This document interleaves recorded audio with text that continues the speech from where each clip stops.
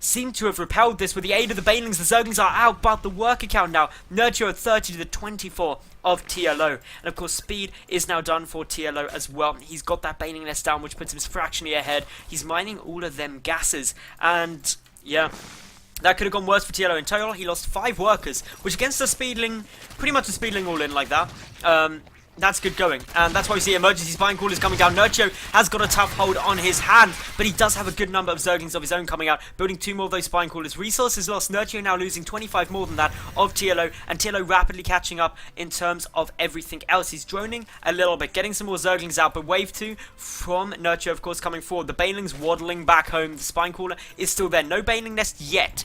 It is on its way out for Nerchio, but until you've got Banelings, going up against Zergling Baneling with just Lings is incredibly hard and pretty much impossible unless your opponent is miraculously bad at microing. It's just so easy to defend. Well, not easy, but you can defend with Zergling Baneling against Mass Speedling really quite comfortably. So, as this stands at the moment, we see the Nerchio just trying to get out a couple more Zerglings, waiting for his Baneling nest to finish, taking all 4 gas geysers, whereas TLO just going up to 3 now, and not even saturating 2 of them quite yet. Lair on its way down for Nerchio, starting a lot later for TLO, but Zerglings getting pulled back from Nerchio. The pressure's off TLO for the time being. And is he going to see that this hatchery is going to try and get taken? Yes, he will see the drone coming down. That's a big giveaway. We also had, for TLO, a quick little scout up into the main base, so he knows the lair is on its way. Whereas Nerchio has no idea what's happening in the main of TLO. He doesn't know what is being planned. There is the Rotoron on its way. The evolution chamber is down, but not researching anything. For Nerchio, the evolution chamber is also just getting started there, but more Zerglings are on their way through. We've got Nerchio just running around everywhere as he can, while trying to secure up this third with 4 Banelings there in order to come and defend that.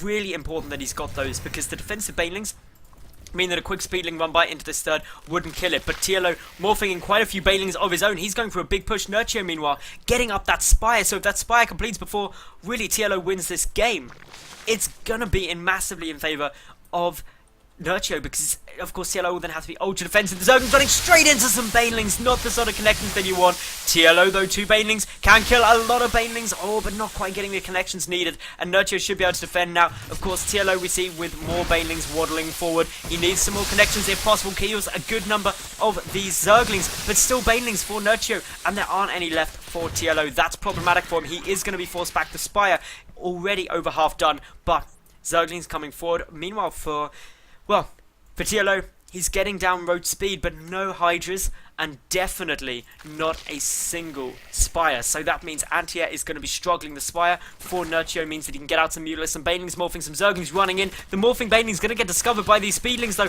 Is TLO going to be able to take out this hatchery? No, most certainly he won't, especially with Banelings coming in. The control has to be so precise. A Baneling connect gets off there on a lot of TLO Zerglings, but likewise TLO has some Banelings wandering in.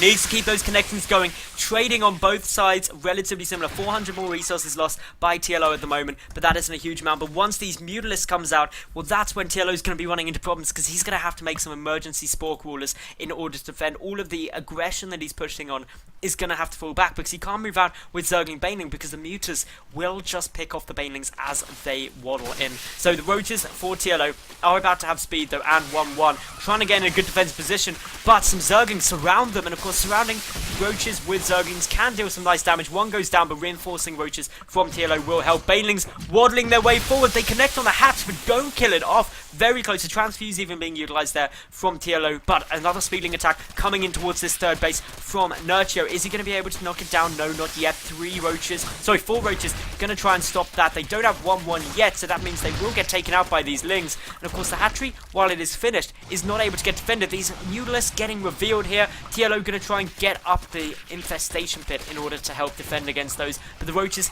charging their way forward. They want to kill off this third base, because TLO is slightly concerned that he could lose his own third from those Speedlings. The Mutalisks will pick off all of the Roaches eventually, but it's just how quickly can they do so. And TLO going for the guaranteed damage, picking off some of the drones. But just with the Mutalisks slowly working through, it's going to be tough. More Roaches streaming in here, but more Mutalisks are also on the field. A couple of emergency spores are getting placed by TLO, who managed to kill a couple of workers, but not that many. Only a single worker killed, and not really doing the damage that he needed to with those Roaches. The hatchery at his third is still up though. The Spore Crawler is still attempting to come down. He's having to place quite a few in order just to be safe. The Queens need to be very careful. Overlords are going to get picked off around the map, and TLO is going to get supply blocked if he's not careful. He can only afford to lose a couple more, and of course these Mutalisks are still going to come streaming in. A Spore Caller trying to go down, but this hatchery will get sniped because it was so low. And there's the GG. TLO doesn't think he can come back from there and leaves the game. So that is now 2-0 up for Nerchio, but another really intense ZvZ and another one coming up, of course. So if you enjoyed that, like the video, leave a cool comment, and of course subscribe, and then flick over to my channel, and I'll see you at game number 3 of this best of 5 in just a second.